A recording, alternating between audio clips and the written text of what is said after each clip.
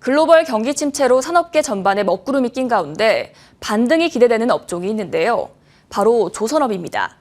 국내 조선업계는 그동안 수주했던 LNG선을 본격적으로 인도하면서 실적 개선을 앞두고 있습니다. 부활의 원년을 쓰기 위한 국내 조선사들의 돌파 전략이 무엇인지 취재기자와 함께 알아보겠습니다. 산업부 최유빈 기자 나왔습니다. 안녕하세요. 네, 안녕하세요. 예, 최 기자, 오늘 국내 조선업 전망이 밝다는 이야기 먼저 해보려고 해요. 어떤가요? 네, 맞습니다. 가장 큰 이유는 과거 수주했던 LNG 운반선이 올해부터 본격적으로 인도될 예정이기 때문입니다. LNG선은 대표적인 친환경 고부가 가치 선박인데요.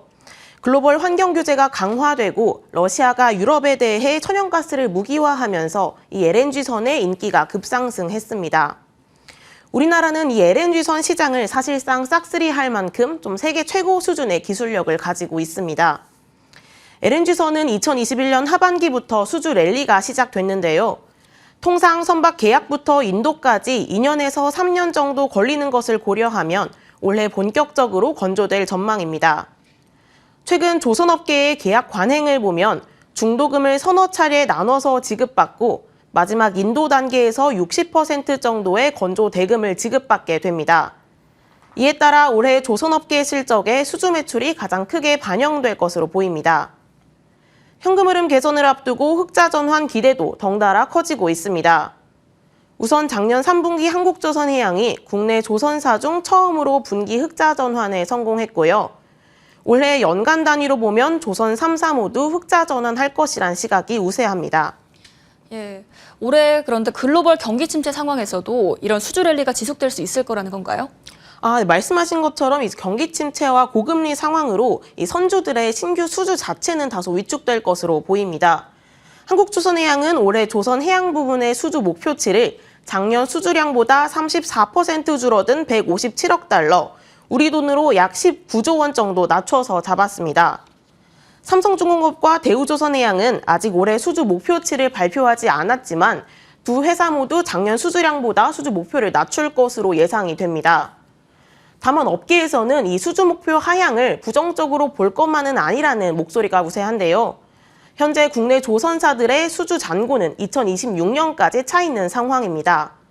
이미 일감이 충분하기 때문에 굳이 낮은 가격에 수주를 늘리기보다는 수익성 향상에 집중하는 게 더 합리적이라는 판단입니다. 이처럼 수주 절대량은 줄지만 LNG선 인기는 당분간 지속될 것으로 보입니다. 업계에서는 아직 남아있는 대형 프로젝트에 따른 신규 발주를 기대하고 있습니다. 작년까지 LNG선 대규모 수주를 이끌었던 카타르 프로젝트 2차 수주가 기대되고 있고요. 여기에 2020년 이후 미뤄지고 있던 모잠비크 해상가스전 개발 프로젝트도 재개되는 양상을 보이고 있습니다. 네, LNG선은 그렇다면 다른 선종들의 전망은 어떻습니까? 네, 우선 우리나라의 작년 수주 선종을 한번 보겠습니다. LNG 운반선이 65%, 컨테이너선이 27%로 두 선종 비중이 92%에 달하는데요. 올해 물동량이 줄면서 컨테이너선 발주는 부진할 것으로 전망됩니다. 대신 원유를 실어 나르는 탱크에서 신규 발주가 좀 기대되는 상황입니다. 우선 유럽연합이 러시아에 대해서 원유 해상 수입 금지 조치를 내린 데다가 교체해야 하는 노후 선박이 많기 때문입니다. 아울러 바다에서 가스를 뽑아내는 해양 플랜트 사업에도 좀 관심이 주목되고 있는데요. 지난달 삼성중공업은 3년 만에 15억 달러, 한화 약 2조 원 규모의 해양 플랜트 사업을 따냈습니다. 앞서 악성 재고로 떠안고 있던 원유 시추선, 일명 드릴십 매각에 성공하기도 했습니다. 이처럼 멈추어 있던 해양 시장이 다시 살아나는 움직임을 보이는데 이 기회를 통해 해양 플랜트 분야의 강점을 가진 삼성중공업이 반등할지 한번 주목을 해봐야겠습니다.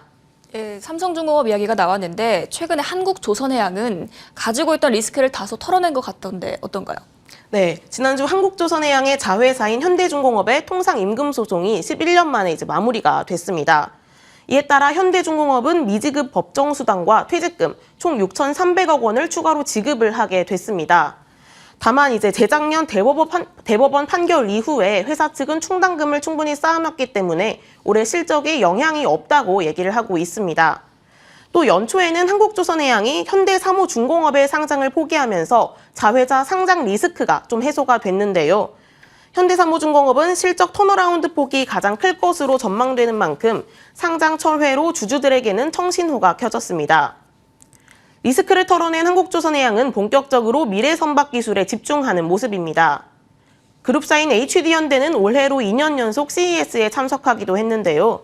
특히 계열사인 아비커스를 통해 선박의 자율운항 솔루션을 적용할 수 있을 것으로 보이고요. 또한 선박 발전용 연료전지와 수소기술 개발에도 박차를 가하는 모습입니다. 예, 올해 상반기 한화의 대우조선해양 인수도 마무리될 것으로 보인다고요? 네, 대우조선해양은 한화와 함께 방위산업 분야에서 시너지를 낼 수 있을 것으로 보입니다. 이제 대우조선은 잠수함과 군함과 같은 이런 특수선 분야에서 작년 수주 잔고가 20%를 차지할 만큼 좀 특징을 보이고 있는데요. 대우조선이 주인 찾기에 성공하면서 한국조선해양과 삼성중공업, 대우조선해양이라는 일명 빅3 구도도 더욱 공고해질 것으로 보입니다. 시장 전반적으로도 긍정적인 효과가 예상됩니다. 과거 산업은행을 등에 업은 대우조선은 경쟁적으로 저가 수주에 나서 나머지 업체들도 이를 따라가는 악순환이 이어졌는데요. 이런 문제가 해소될 것으로 보이기 때문입니다. 예, 우리 조선업계가 과거의 출혈 경쟁에서 벗어나서 현재 경쟁력을 높일 수 있길 기대해 봅니다. 오늘 말씀 고맙습니다. 네, 감사합니다.